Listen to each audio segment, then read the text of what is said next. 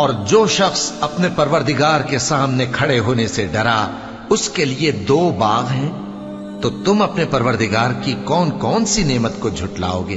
ان دونوں میں بہت سی شاخیں یعنی قسم قسم کے میووں کے درخت ہیں، تو تم اپنے پروردگار کی کون کون سی نعمت کو جھٹلاؤ گے؟ ان میں 2 چشمے بہ رہے ہیں، تو تم اپنے پروردگار کی کون کون سی نعمت کو جھٹلاؤ گے؟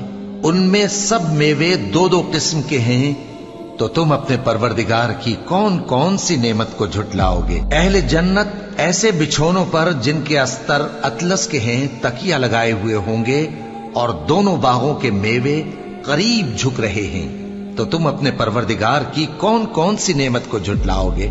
ان میں نیچی نگاہ والی عورتیں ہیں جن کو اہل جنت سے پہلے نہ کسی انسان نے ہاتھ لگایا اور نہ کسی جن نے، تو تم اپنے پروردگار کی کون کون سی نعمت کو جھٹلاؤ گے؟